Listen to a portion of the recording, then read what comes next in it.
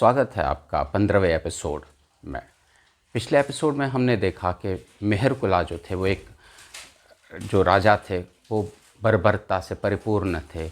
उन्होंने जो बर्बरता दिखाई वो जनमानस के मन में जो है वो अच्छा संदेश नहीं दे पाए, और ना कि सिर्फ कश्मीर के निवासी बल्कि पूरे भारतवर्ष के निवासी उनसे प्रताड़ित और दुखी थे। हालांकि उन्होंने विस्तार किया कश्मीर का, लेकिन विस्तारवादी ही होना अपने आप में एक बहुत बड़ा पैमाना नहीं है। ये भी हमने देखा कि उनकी बेवकूफ़ियों और उनके जो सनकी मिजाज जो उनका था उसमें एक आवामंडल उत्पन्न हुआ था। वाकई में देखा जाए तो ऐसे जितने भी बड़े पदों पर आसीन लोग होते हैं, एक आवामंडल तो बन जाता है, और चापलूसों और चाटुकारों का। तो अब जब वो अपने अंतिम पड़ाव पे थे तो उनके सुपुत्र राजा भाका कश्मीर के राजा बने, और लोगों उन्हें एक निगाह से तो देख रहे थे, एक दृष्टि से देख रहे थे कि क्या वो अपने पिताश्री जैसे है या उनके विपरीत है। और लोगों के लिए बहुत ही खुशी का पल था जब उन्होंने पाया कि राजा भाका जो है वो अपने पिता के विपरीत है, और वो जनमानस में बहुत प्रसिद्ध थे और जनमानस और जन कल्याणकारी कार्यों को उन्होंने चलाया। उन्होंने भी राजा भाका ने कई नगरों और नहरों का निर्माण किया। बकावती नहर जो है उन्होंने अपने शासनकाल में बनाई, जो प्रमुख कैनाल थी, एक नहर थी। और उन्होंने लवोंस्ता नाम की एक जगह बनाई जो तब के श्रीनगरी, आज का श्रीनगर के समीप ही था। फिर राजा भाका के बाद जो राजा आते हैं उनकी जो सोच थी, उन्होंने उस पर एक तक का निर्माण किया जो कामशास्त्र पर आधारित थी। तब के युग में कामशास्त्र पर लिखना बहुत बड़ी बात है। आज से समझ लीजिए 1600 वर्ष पूर्व की बात है ये। वासुनंदा के बाद फिर उनके सुपुत्र नरहाद्वित्य आते हैं, और उसके बाद उनके पुत्र अक्सा और गोपादित्य। अक्सा के पुत्र गोपादित्य।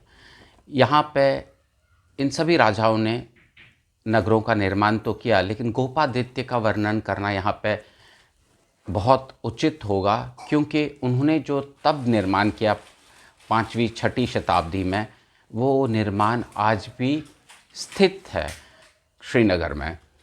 आज वो एक बहुत ही मुख्य पथ है जिसको हम वीआईपी रोड कहते हैं। वहाँ पे राजभवन भी है, और कई चीफ मिनिस्टर्स, पूर्व के चीफ मिनिस्टर्स के वो है राजा शित्यनंदा, और फिर उसके पश्चात उनके सुपुत्र वासुनंदा जो है वो अपने लेखन और अपने जो उनकी थॉट प्रोसेस थी उसके लिए प्रसिद्ध है। बंगलोज या मकान भी है, और कई वीआईपी घर है वहाँ पे। मैं गुप्कार रोड की बात कर रहा हूँ। गुप्कार रोड आज भी वहीं पे है, जो राजा गोपादित्य के नाम से जाना जाता है। उन्होंने ही उस पथ का निर्माण किया था। और वो कहाँ पे है? वो गोपादित्य या गुप्कार रोड जो है वो गोपादित्य पहाड़ी के दामन में है, जिसको आज हम शंकराचार्य कहते हैं।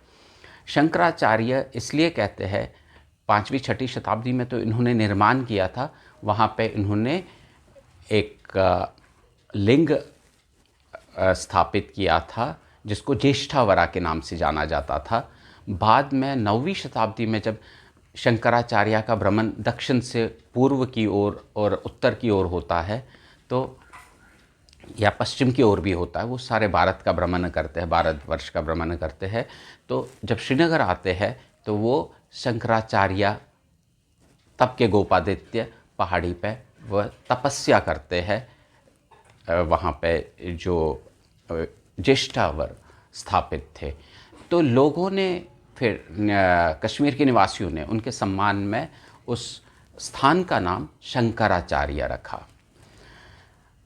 अच्छा, शंकराचार्य ने जो भ्रमण किया वो किसके लिए किया, ये भी हमें पता होना चाहिए। वो मैं आगे बताऊंगा ही, लेकिन संक्षेप में अभी आपको बताता हूँ कि उनका भ्रमण सनातन को वापस से स्थापित करना था, और वो उसमें बहुत बड़ी विजय भी प्राप्त कर पाए, क्योंकि बौद्ध धर्म जो था वो काफ़ी विस्तार हो चुका था उसका। वो बौद्ध धर्म के खिलाफ नहीं थे, वो कहते थे बौद्ध धर्म भी सनातन से ही उत्पन्न हुआ है, लेकिन परिपूर्ण जो है सनातन अपने आप में है, तो इसको विलुप्त नहीं होने देना है। तो उसको स्थापित करने के लिए वापस उन्होंने जो अभियान छेड़ा उसमें वो बिल्कुल उनको कामयाबी मिली, और शंकराचार्य को ये श्रेय जाता है सनातन को वापस स्थापित करने का। अब उन्होंने तलवार के दम पे, तोपों से किसी का गला काट के ऐसे तो कुछ कार्य नहीं किया जिससे सनातन को वापस वो स्थापित कर सके। अपने तर्क और अपने वाद और विवाद से उन्होंने ये दूसरों को पराजित करके सनातन को वापस से स्थापित किया, ऐसा उदाहरण मिलता है। तो सनातन की यही बहुत बड़ी उपलब्धि है कि सनातन तर्क में, डिस्कशंस में, डिबेट्स में विश्वास रखता है। आप मुझे अपने डिबेट से, अपने तर्क से हराइए तो मैं बिल्कुल समर्पित हो जाऊंगा। ये भाव भी होता था समर्पण का, वरना आज तो कितना भी तर्क वितर्क को तर्क कर लो, कोई समर्पण नहीं है, कुछ नहीं है। सब अपनी अपनी बात बोलते हैं, अपना अपना ढोल बजाते हैं, और वो डोल जब तक फट नहीं जाता है तब भी नहीं मानने को तैयार होते हैं। खैर, आज की बात पे आ जाते हैं, या तब की बात पे आ जाते हैं। तो गोपादित्य को ही ये श्रेय जाता है।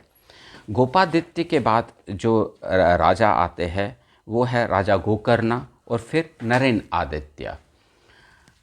नरेन आदित्य के बाद उनके पुत्र आते हैं युधिष्ठिर प्रथम। युधिष्ठिर प्रथम जो है, उनको नेत्रहीन राजन भी कहते थे। वो नेत्रहीन नहीं थे, ऐसा नहीं था कि उनको दिखाई नहीं देता था, लेकिन उनकी दृष्टि बिल्कुल ठीक थी, लेकिन उनकी जो आंखें थी बहुत पतली थी, तो लोग उनका उपहास उड़ाया करते थे नेत्रहीन राजन कह के। लेकिन विडंबना देखिए समय की ऐसी चली कि पहले शासनकाल में, कुछ समय के शासनकाल में वो ठीक थे, बहुत अच्छे थे, अपने पूर्वजों जैसे ही थे, मेहर कुला जैसे नहीं थे, लेकिन बाद में उनमें भी एक विसंगति आई और वो मनोदशा के शिकार हो गए। मनोदशा मतलब मूड स्विंग। अब मूड स्विंग होना कोई विचित्र बात नहीं है। मूड स्विंग्स हर व्यक्ति में, हर प्राणी में होता है, लेकिन अगर वो ज़्यादा शिद्दत से जाए, एक्सट्रीम पे जाए, तो ये फिर एक प्रॉब्लमेटिक एरिया माना जाता है। तो अगर किसी बड़े आसन पे कोई आसीन है, कोई बड़ा राजन हो, कोई भी पद जो बड़े आसन पे आसीन होता है, अगर उनमें ये मनोदशा आ जाए तो वो पूरी पूरी प्रजा के लिए या पूरे शासन के लिए वो बहुत भयानक और भयावह होता है। यही हमने देखा कि जब वो उसके शिकार हो गए तो मंत्रियों ने भरपूर लाभ उठाया और शासन को अपने हाथों में लिया, और समीप के कुछ जो छोटे मोटे राजा थे उन्होंने भी इसका भरपूर फ़ायदा उठाया और हस्तक्षेप करके वो राज्य शासन चलाते रहे। जो राजन थे, अब जिन पे उनको थोड़ा सा भी शक हो जाता था, सम्मान के लायक थे, उनको वो सम्मान नहीं देते थे, और जो लोग उस सम्मान के लायक नहीं थे उनको सम्मान दिया करते थे। ये भी मनोदशा का ही एक प्रकोप था। और कभी कभी वो जो लोग प्रख्यात थे और उनकी प्रख्याति के कारण वो उनका सम्मान भी करते थे, फिर जैसे ही वो जाते थे तो पीठ पीछे बुराई भी करते थे। ये भी मनोदशा की ही एक अवस्था है। एक राजन जो है उनको कभी ऐसा नहीं करना चाहिए, क्योंकि वो जिस पद पे आसीन है वो उसकी गरिमा नहीं है। उनको संतुलित और बहुत ही धैर्यपूर्वक रहना चाहिए। कोई भी राजा हो या कोई भी आज के युग में भी प्रधानमंत्री या चीफ मिनिस्टर हो, उन वो अगर ऐसे लक्षण दिखाई देते हैं तो उनकी मनोदशा सही नहीं है। खैर, अभी तो डेमोक्रेसी है, पॉलिटिक्स में हम कीचड़ उछालते रहते हैं, पब्लिक डोमेन में वो सब चलता है, लेकिन वो बुराइयाँ चलती रहती है, वो कोई ऐसा ये नहीं है। लेकिन मनोदशा जो होती है वो एक पर्सनल निजी चीज़ होती है। उस मनोदशा में हम बाद में आ जाएंगे। मैं पहले आपको बता दूं कि इसी मनोदशा का शिकार होकर जब वह वैराग्य को प्राप्त होते हैं तो उसका असर उनकी रानियों पर भी पड़ता है, और रानियां जो है विलाप करती रहती है, उनकी आंखें हमेशा नम रहती है, और उस जो आंखों में नमी होती है वो कभी कभी फूट कर आंसू के रूप में भी बह जाती थी। कहते हैं जब वह श्रीनगर के मुख्य पथ से निकल चले वैराग्य की ओर, तो लोगों ने बोला कि जो घोड़ों की जो धूल मिट्टी थी वो रानियों के वस्त्रों और अंगों पर ऐसे जा चिपकी कि जैसे ही कोई सौंदर्य प्रसाधन जैसी कोई चीज़ लगी हो उनके ऊपर, हालांकि वो धूल मिट्टी ही थी और पाउडर कोटिंग जिसको हम कह सकते हैं। तो मतलब वैराग्य की सीमा उन्होंने लांघ दी थी।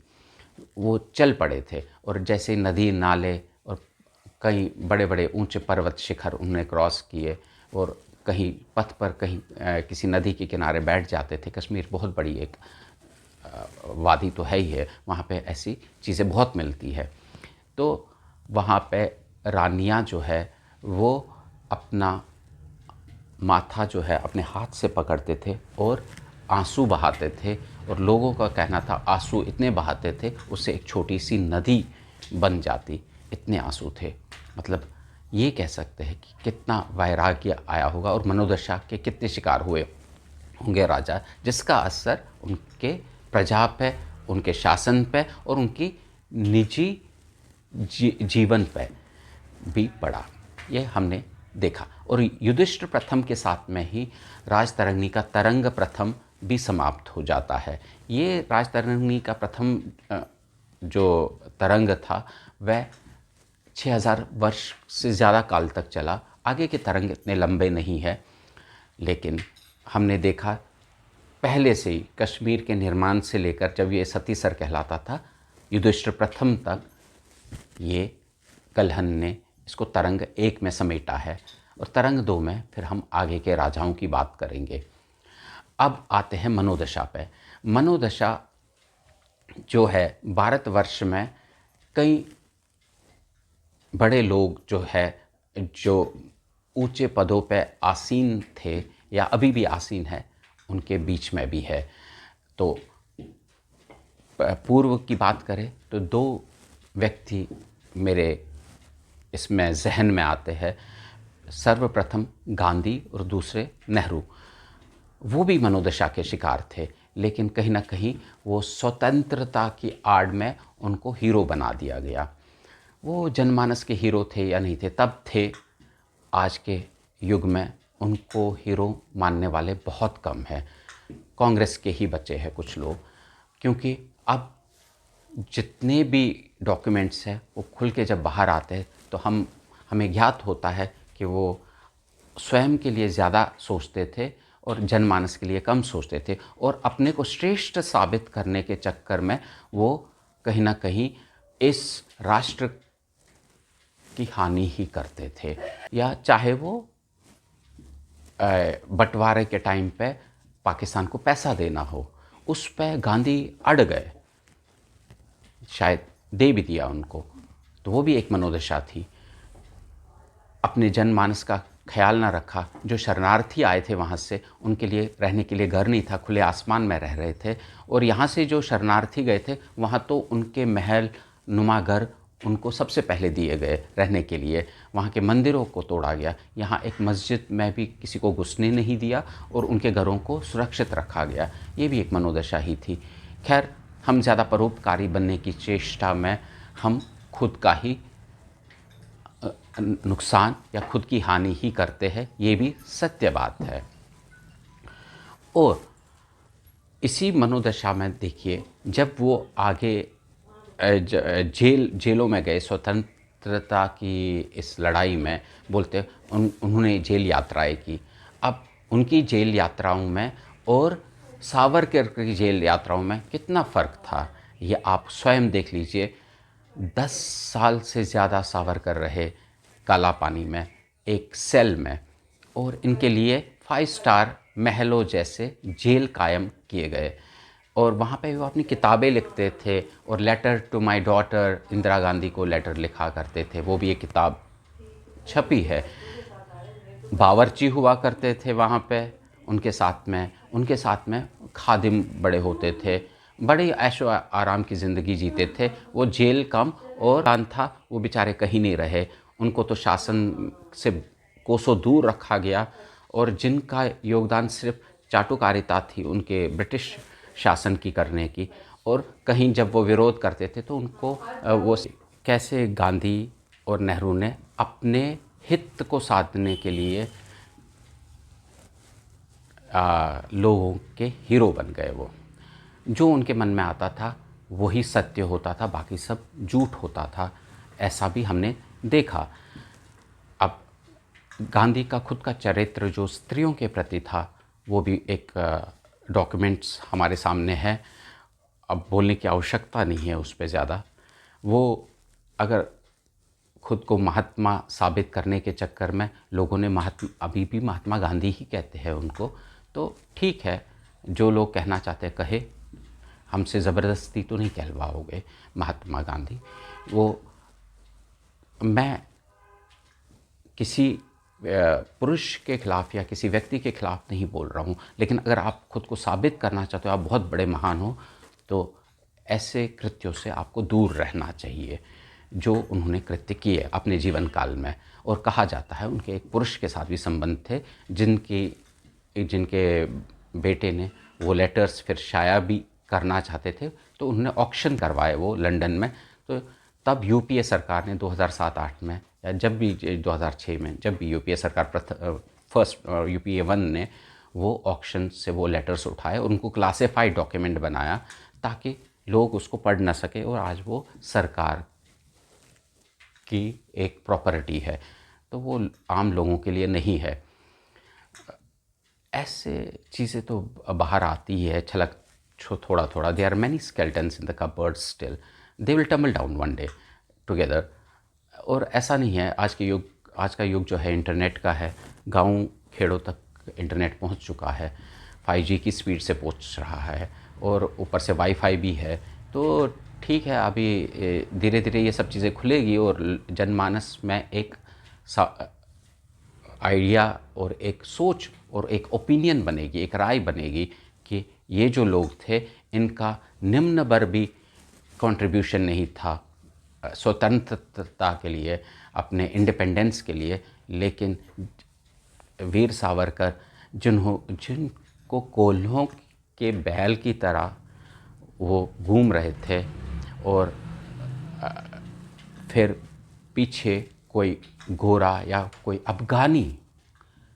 अफ़गानी मुस्लिम पीछे से कोड़े बरसा रहा है। और उन्होंने एक किताब में लिखा है, स्वयं की किताब में, वो अफ़गानी मुस्लिम उनको बोलता था तुम मुसलमान बन जाओ, मैं तुमको इतनी प्रताड़ना नहीं दूंगा।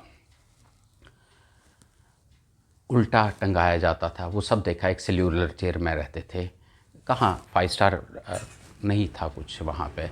और उनको तो ये भी नहीं पता था कि पास के बैरक में उनके भ्राता भी वहीं पे थे, वो भी बंदी थे वहीं पे। 10 साल तक उनको पता नहीं चला। और यहाँ तो letter to the daughters and all that सब कार्यक्रम चल रहे थे। एनीवेज, ये सब चीज़ें खुद बाहर आ जाएगी, मुझे बोलने की ज़रूरत नहीं है, लोग खुद समझेंगे, लोग खुद समझदार है। मैं यहाँ समझाने नहीं बैठा हूँ किसी को, मैं मनोदशा की बात कर रहा हूँ यहाँ पे। तो वो भी एक मनोदशा थी। अब नेहरू की मनोदशा देखिए, लेडी माउंटबेटन के लिए उनकी मनोदशा क्या थी वो सब जानते हैं।